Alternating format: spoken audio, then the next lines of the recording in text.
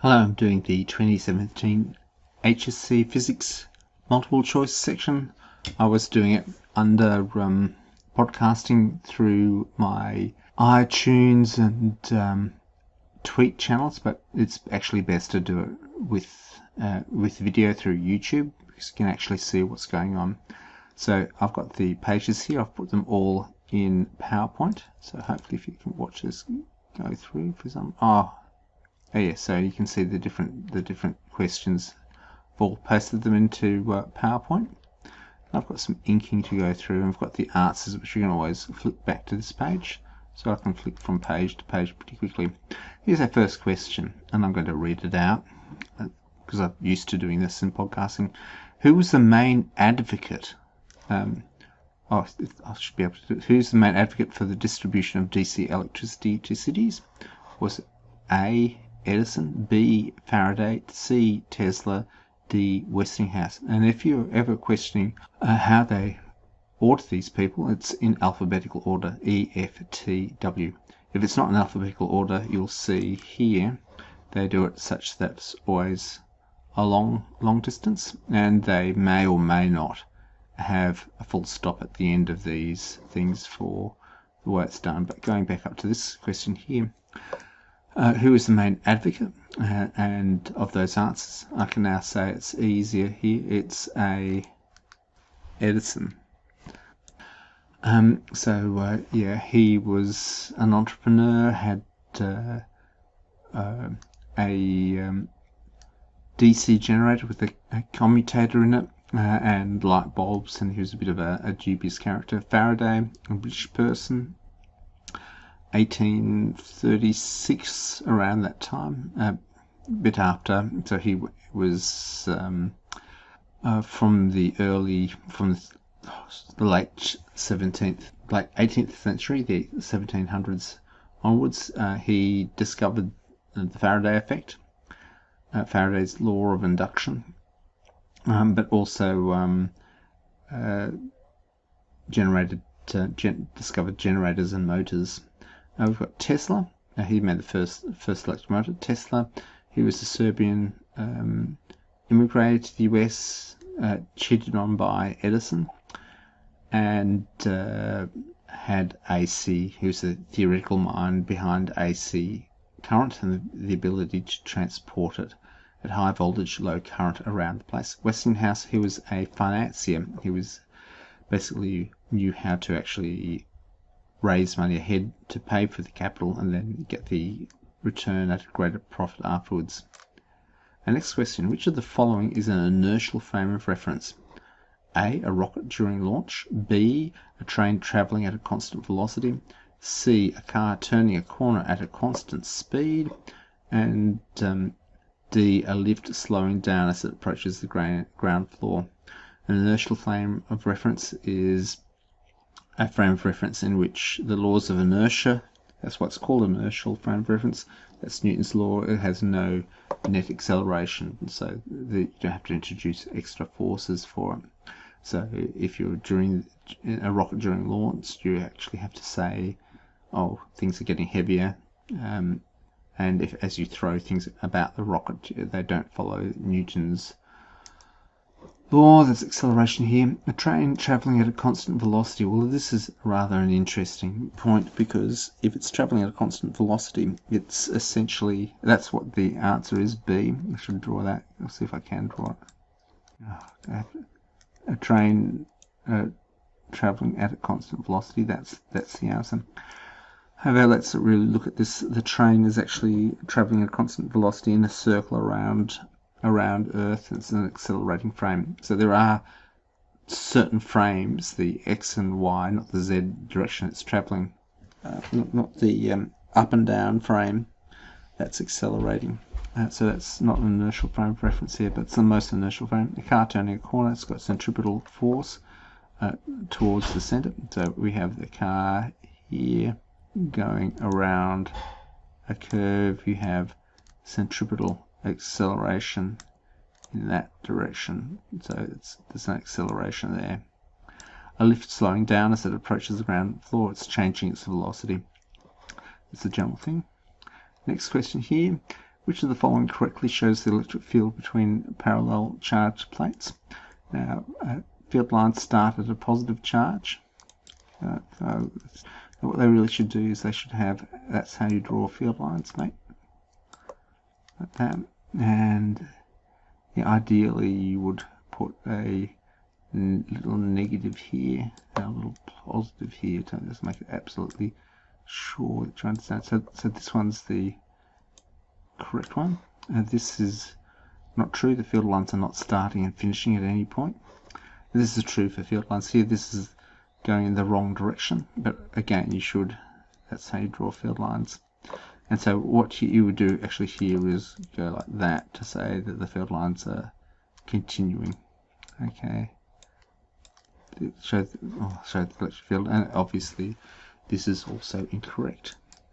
Moving along here, an astronaut with weight 75 kilograms landed on a planet where her weight is 630 newtons. So acceleration in let's see if I can up here. Okay, an acceleration which is in this acceleration here is equivalent to kg. Oh God, I'm going to do this proper, mate. Newton. So ideally, this is the correct version of this to keep up with modern science. That should have a little mid dot. It's called a mid dot, and that's kilograms per newton. So I'll just do a minus. What am I? It's newtons per kilogram.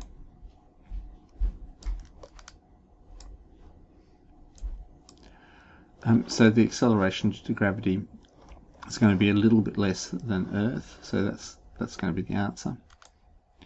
But let's go out here. You can always do this in your browser. Sort of show this. This is acceleration is 630 / 75. Okay, 8.4. Okay. That's the way to do it. Okay. This next question. Electric current flows in an undoped silicon. Okay, undoped silicon. Okay, let me take undoped silicon. Which statement is true? The number of electrons moving exceeds the number of holes moving. What that actually mean is charge carriers here. Number of holes moving exceeds the number of electrons moving. So they've got this idea that moving means charge carriers. What they mean is charge carrier here. Equal number of holes and electrons are moving in the same direction. That's the negative positive charge traveling in the same direction. Equal numbers of holes and electrons are moving in opposite direction. So just to draw it for you, you've got your band gap here. Oh, I can't believe it. Valence band. The V, see the V pointing downwards? And so silicon, in undoped silicon, you've got your energy levels here. And I'm going to be able to tap on this. Oh, it's not great. So the electrons are all in here. And you have, let's draw electrons here. You've got electrons either there as an electron with a hole in the conduction band. Now there's a general misconception here, because if as you rotate this around, because that's energy up here, and this is the Fermi surface in here, that's the band gap. This is quantum number down here. And into the page, this is what physics actually is. This into the page is P, momentum, and if you actually draw it side on,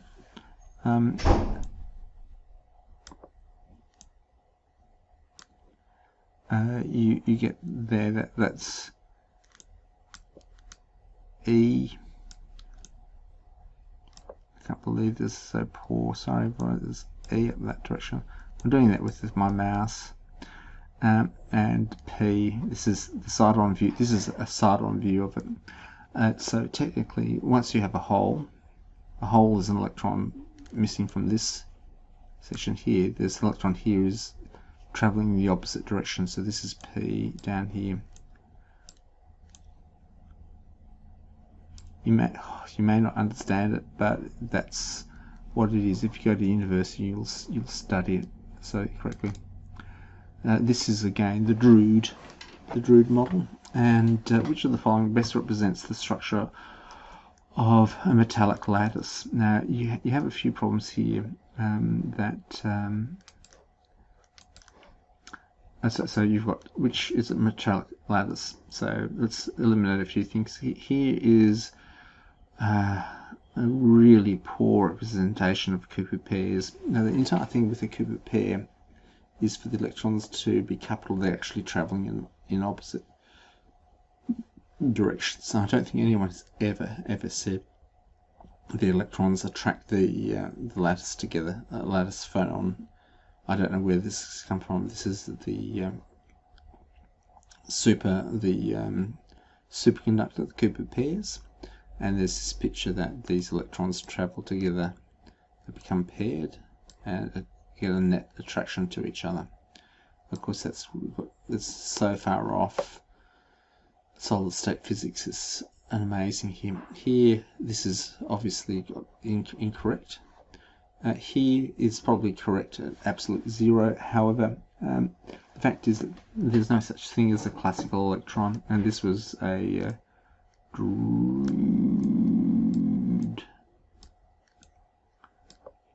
model, and it's 1901. So if you look it up in the internet, you'll be able to see the Drude model. So here's the Drude model, and here's also the Drude model. The problem here is that I suppose they have counted what is the unit cell here, but they've got the same number of positive core nuclei and electrons traveling in free space, and that was the 1901 model, and these are classical electrons and they're really much smaller. And so the best representation of the structure of a common lattice is this one, B. Let's go through the next one. Which of the following is the correct statement about the Michelson-Morley experiment? It proved the existence of the luminous ether. Well, oh, come on. Didn't do that. It compared the speed of light traveling in parallel paths. It's actually set up the light half-silvered mirror.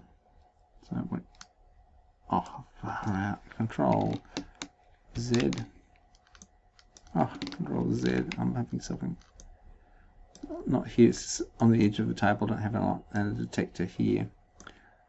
So the light came in. See how I'm doing the, and it went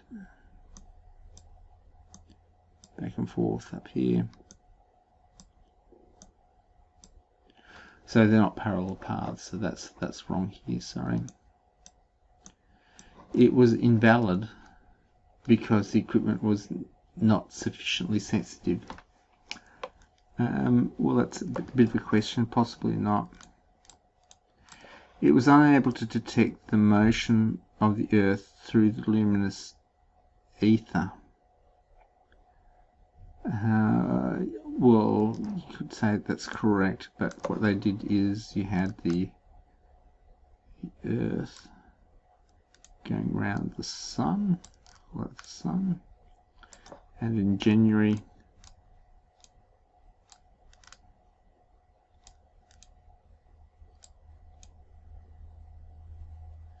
its velocity equaled 0. It's having a huge speed that way. The relative velocity equals 0. Then in July, I can't believe this is going to be so cubity. Its velocity was there, and its velocity equals 0. So it's not that it was unable to detect it, it precisely defined the velocity equals 0 against what they could understand, and they have a special thing in science for it called the null result, and it's one of these oddities that we have a different definition of null results, but the result which we're not prepared to tell people that it's false. I don't know how to describe it. There's a special thing about null result when you really look into it. It's a technicality. Okay, question 8. 16 minutes in, an electron is fired in a vacuum towards the screen. Here it is. We're going to do it here. Here's the electron to the screen. It's at point P right here. A uniform electric field is turned on and the electron, and it moves over here. So if the electric field is turned on and it's moved over here, there's a whole lot of plus charges here to attract the electron. With the electric field still turned on, a proton is fired towards the screen with the same starting point. The electron is traveling at the same velocity. So it's going to have the same amount of time, same velocity, but it's not going to move as much. So the force will be F equals, I can't believe I'm doing EQ. Oh, sorry, look at this. This is going to be the worst YouTube ever. F force, the electric force equals F EQ, and the equals MA, roughly. So the mass is increasing, therefore the acceleration is decreasing, so it's not going to move as much in the opposite direction, so it will be C. The answer is C. This is where when I got to this question, I realized I had to change what's going on. What does the Maltese cross apparatus demonstrate about cathode rays? They travel in straight lines. Maybe. They consist of a beam of electrons. Well, that wasn't determined till later, so that's wrong. That's was it the name Thompson. They are absorbed by the medical surface. That's definitely true. They are not affected by magnetic fields. Well, that didn't prove that. It actually helped demonstrate that. They travel in straight lines. So your general view is your Maltese cross is over here. You've got your electrode, I can't believe I'm drawing this. You've got your cross here. This is all freehand. I've got Alzheimer's disease. My mouse is just not really good. And it had a shadow over here. A much larger shadow, guys. Oh. Get the general picture. I'm going to draw it here. Now, the entire thing is that the electrons emerge from a point over here. I'm going to get I don't have a yellow colour. The electrons emerge from a point. Oh, this is going to be really bad. And cast a shadow. And you could say they travel in straight lines, but the Maltese cross, in order to do that, yeah, it's not. I'd say that's the better answer, but the answer that they want from you is this one here. Well, yeah, okay. Now, here's an interesting one. This is where I definitely struggled before when I was going ahead. I can see a very low audio, so I'm going to have to increase it here. So here we've got rotation. Okay, it's rotating that way. And the field lines, watch this. Okay, none of these arrows at the other side, so the field lines are going like this. It's rotating like that. So in a metal, you consider the actual lines. So what's happening here is if you do the right-hand grip, right-hand slap rule, that's pushing those positive charges up here and causing the thing to flip that way. And look here, this is commutator. See, commutator, so it switches at each. So this is a DC one, so it's okay. Let's read it. A loop is rotated continuously in the clockwise direction. That's clockwise. Which row of the table correctly identifies the type of generator and the movement? So it's DC because it's got a commutator. So it's one of these two. And if it's DC, it can only, this is the only correct answer, but it also does swing to the positive. Here's another question.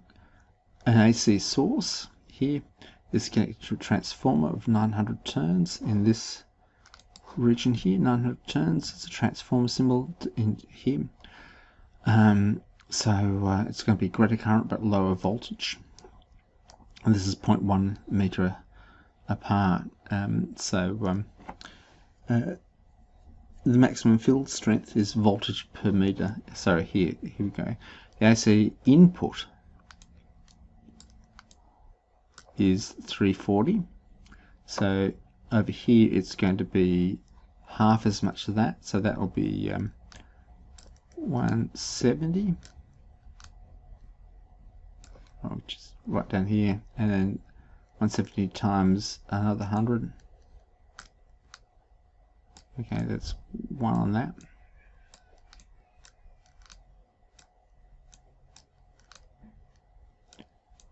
Okay, you take the zeros down here. That's 1.7 by 10 to the 4. I'm doing well here. 13. This is interesting. Something is swinging. A satellite orbits Earth in an elliptical orbit and passes position X and Y. Which row in the table correctly identifies the position where the satellite has greater kinetic energy and which has a greater potential energy? Well, in terms of, let's do potential energy here. Out here, the potential energy is 0, and it drops right down as you go here, and so here's minus a lot.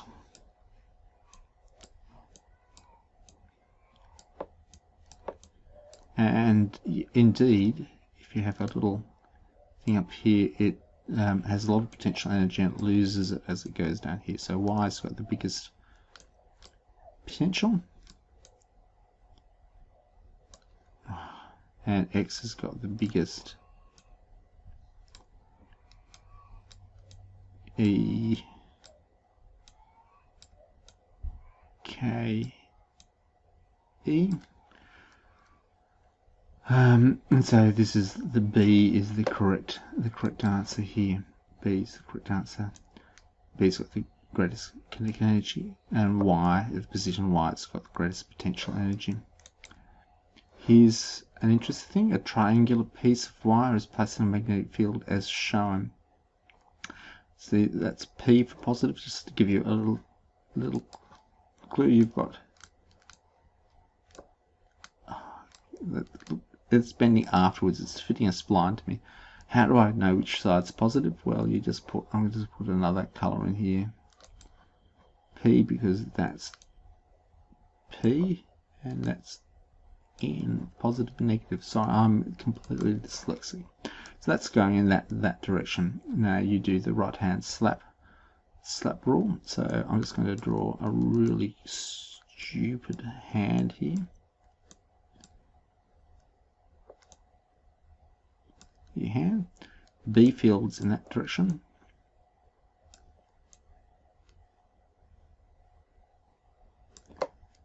I's in your thumb.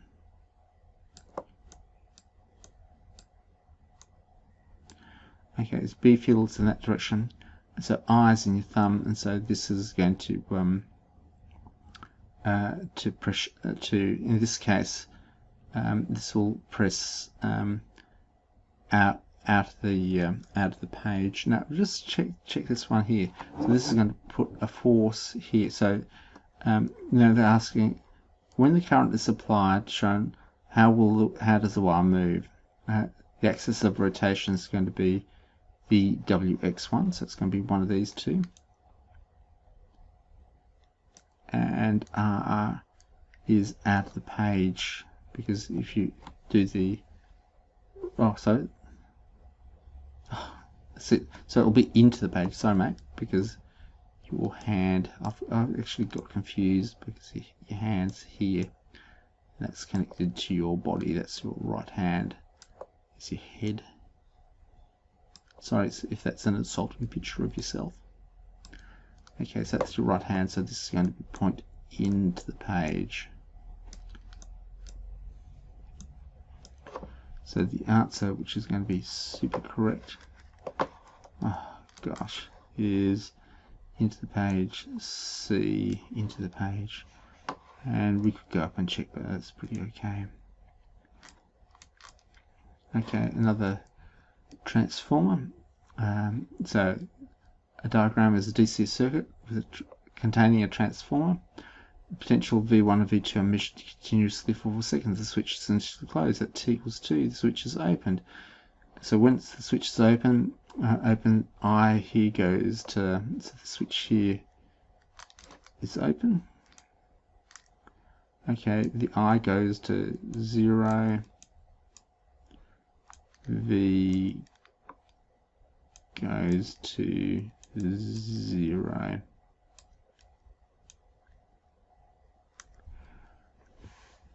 Faraday's law of induction is EMF is the change in flux. There's a sudden change in flux, and so there's either a spike up or down. The differential, it's the negative differential. So what happens, but it depends how you define these voltages. So in general, by Kirchhoff laws, it's always clockwise, and you don't do Kirchhoff laws anymore. So what happens over here is these two are correct. The current suddenly stops, and you get a little spike. And I'm going to embarrass myself.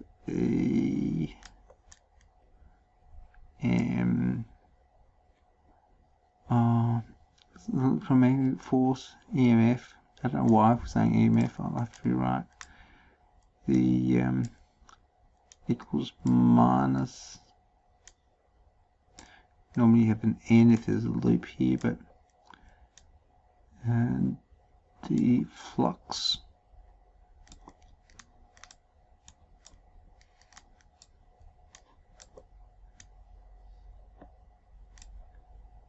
dt.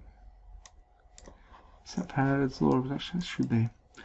Okay, this one's here. So you're going to have, let's have a look at it. A car is traveling at constant speed and travels the path shown. So around here, it's going to have centripetal acceleration. Its tires will push the car in that direction, and the tires on the road here. And around here, there'll be a smaller centripetal acceleration here, and here there's going to be a large centripetal center rushing acceleration. So the center is going to be here, here, and somewhere around here. So the xy, so it depends on it. And so which graph shows the measurement of the acceleration over 20 seconds? You can have two accelerations towards the left, if that's the way that's defined. They haven't actually defined it too much. There'll be a uniform acceleration and then an acceleration. So this is the answer, mate.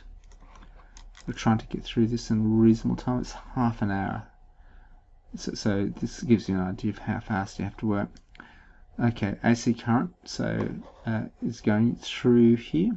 So, oh, what the heck.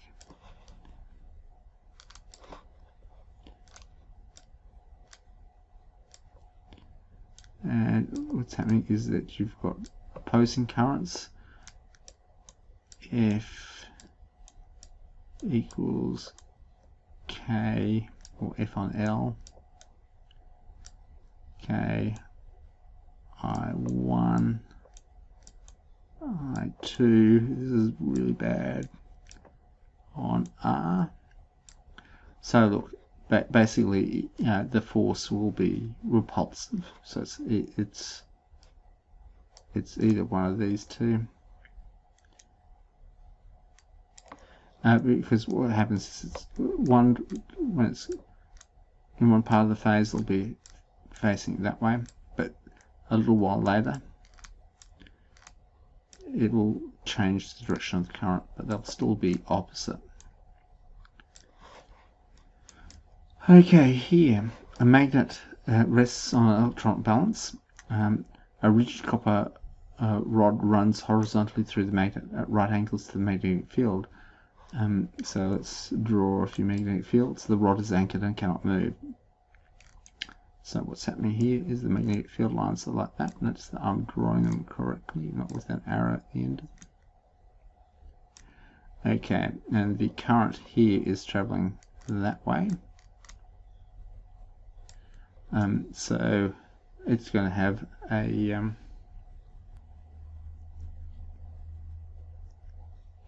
really rethink this one here, because doing the right hand slap rule, it's actually going to push the rod down and the magnet up. And if we just race through here, this is question 17. 17, they've said B. And let's go through this a couple of times.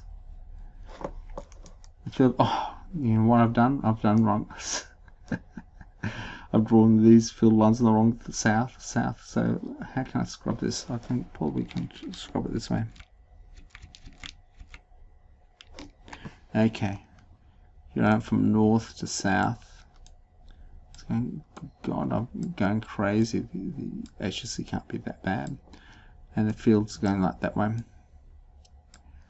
So that's, if you do the right hand slap rule again, that will push the rod up and the thing down. But look, it's measured in kilograms, so we have to change that force to 9.8. The plus is there. So B's your answer going through it.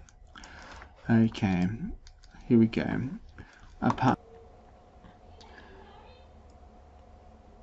Here we're doing question 18. I had a bit of a break, partly because I had to move out and pick someone up, but also I began to write on the page and it was got just too messy, so I decided I'd start again. It's a bit of a problem with this screen recording software, because then if you have to start again, you have to really work and re-edit your software. But 18, a particle of mass m and charge q is travelling at a velocity v and enters a magnetic field of magnitude b and follows the path shown. Second particle enters the field, magnitude 2b and velocity half f, and follows the same identical path. So the key thing in this, if you look over here, is that you've been spared too much here. The key thing here is, I suppose I'll mark it here, your R is the same, and you can rewrite, I'm going to write this again, that the centripetal force C equals mv squared on R. Now what we're doing is that we're just, we're actually moving R up to here, and so we're putting the F down here in this formula, and that will give us this thing that the R is the same, so mv1 squared on F1 equals mv1 squared divided by 4 divided by F2. And you also put in that the force equals QVB. In both cases, the QVB cancels out, the 2.5 cancels out, and so you get a mass charge ratio of 1/4, or the only mass charge ratio you could get of 1/4. Here you've got a charge mass ratio of the opposite here. The other one here is this one here. This is the answer here, number C. Okay, getting on to the next one here. So the Earth's magnetic field lines, an Earth's field is shown in the following diagram. Two students standing a few meters apart on the point XY on the equator. The Earth's magnetic field is parallel to the ground. Hold the copper wire between them. Part of the loop is rotated. The skipping rope is shown. The other part remains motionless on the ground. At what point during the rotation of the wire does the maximum current flow in the direction Q to P along the direction here? So it's sort of P to Q, so the current is flowing this direction, and the magnetic field lines, X is here, and so the magnetic field lines are like this, they're going through. Now what happens is that a moving wire is equivalent to a current of positive charge. That's one thing. So you could say that these inside here, this wire here, to do a big expanded version of this wire, has a lot of positive charges in it. Positive charges. And so as it's moving around, the current is moving. So here the current is going towards us. Up here the current is going away from us. And up here, where it's at point C, the current is pointing downwards. So if you add that together, that's point C is the point at which you get maximum current. Are you okay there? I'm gonna go now. Okay.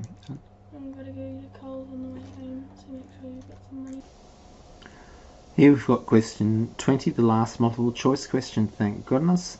The length of a spaceship is measured by an observer at 3.75 meters as the spaceship passes with a velocity of 0.7 c. Now, that means that you've observed a length contracted amount. So the actual strange thing is that the observed length L is LV and L naught is the proper length. Now, 0.7 is one of these funny things. We'll just put it in square root. I'm just showing this in the browser. Oh, but even I can make mistakes here. 1 minus 0.7 to the 2. Oh, what am I doing?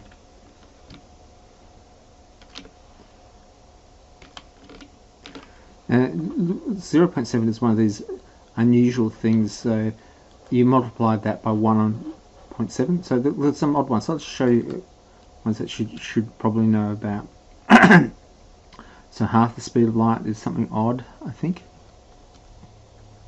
Oh, look, there's half the speed of light, 0.86. So this 0.86 and half is a doublet to go. You should really learn these off. 6 is 0.8. 7 is 0.7. And,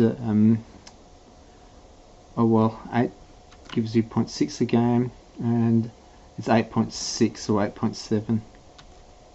Gives you half again, 8.7. So if you know those numbers, you can see it automatically. So this is half its proper length, so it'll be that number there. So let's see if we can actually calculate. So it's going to be this length.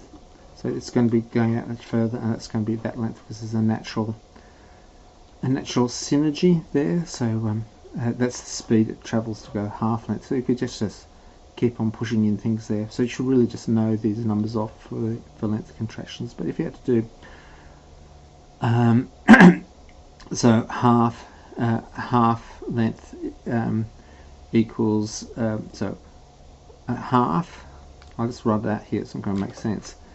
0.5 equals, and this is not going to make sense.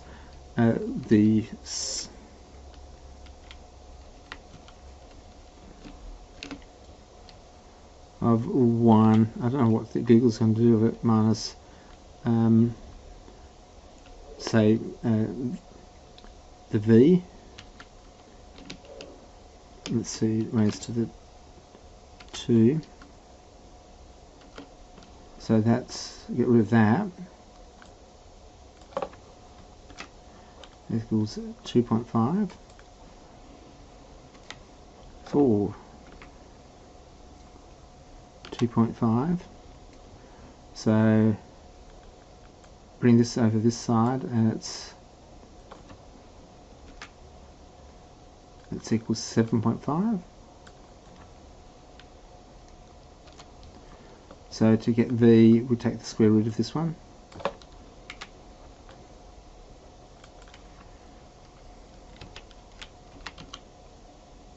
Is that number? So that answers that.